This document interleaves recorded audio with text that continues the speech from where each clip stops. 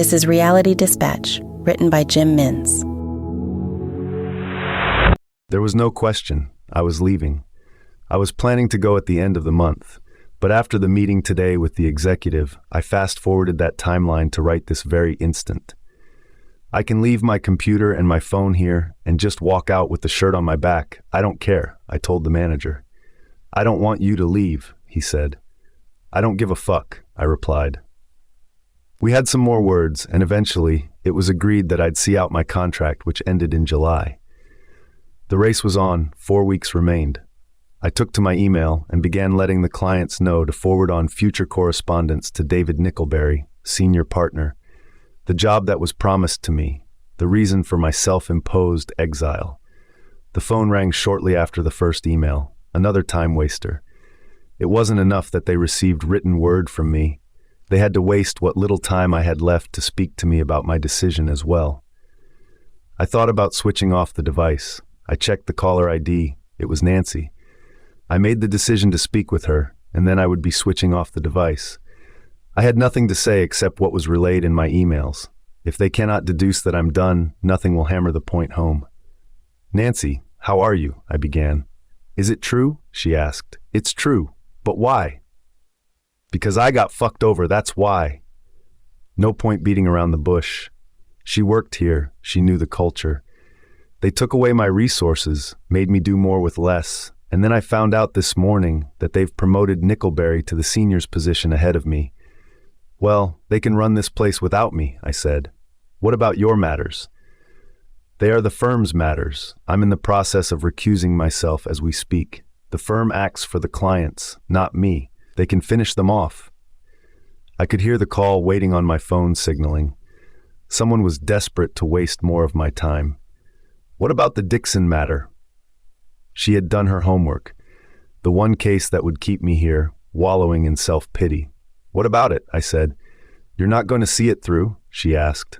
It will receive the justice the firm is willing to fork out for it, I said. That's a cop-out of an answer, she spat back. I don't know why she was angry at me. I seem to recall a similar conversation we had had 12 months earlier in which she left under a similar cloud.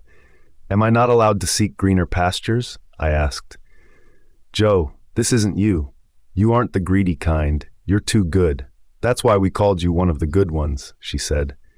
Yeah, and look where it got me. I cut her off. Looked over for promotion, under-resourced, underpaid.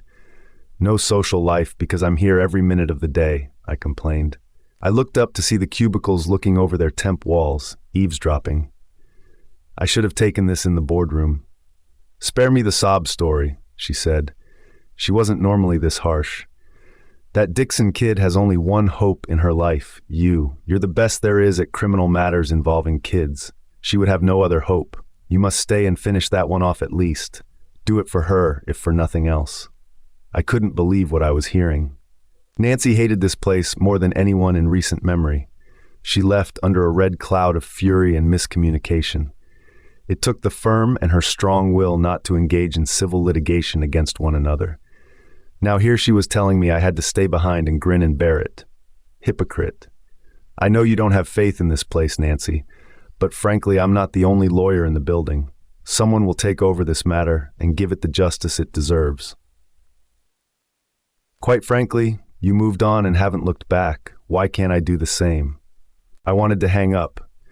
I only emailed her because she was second counsel on the Dixon matter, a position she negotiated upon her exit. She could handle the co-chair with anyone. It didn't have to be with me. You can't leave me in the lurch, she said. Have a listen to yourself, I said. You're obsessed. You're still obsessed, and you left this place almost a year ago. You need to just accept it and move on, I said, preparing to put the phone down.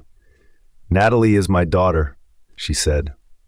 There it was, the bombshell. I knew her as a mid-20s go-getter, headstrong and empowered. Now she tells me the charity case that our top-tier firm was conducting for pro bono rates on a juvenile delinquent accused of murder and living in and out of foster care while her matter progresses is a direct relative of her defending counsel. Just perfect. I'll call you back, I said. I put the phone down and switched it off before it lit up like a call-waiting Christmas tree. 100 unread emails sprang up on my desktop. I took the elevators to the ground floor and asked Brian at reception for a cigarette. "I vape now," he said. Lucky for me.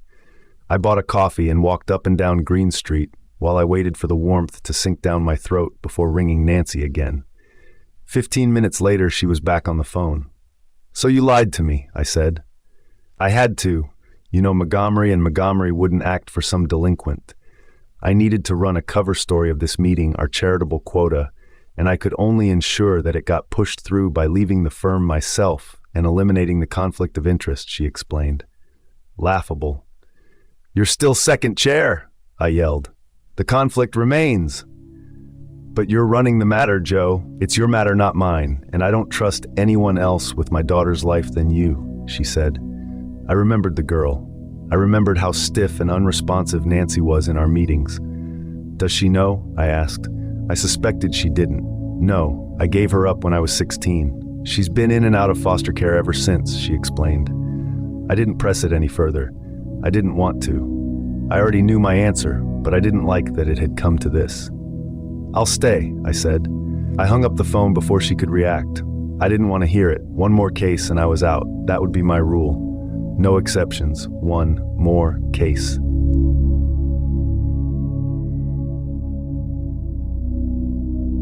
For more stories of fact-based fiction, head to jimmins.substack.com.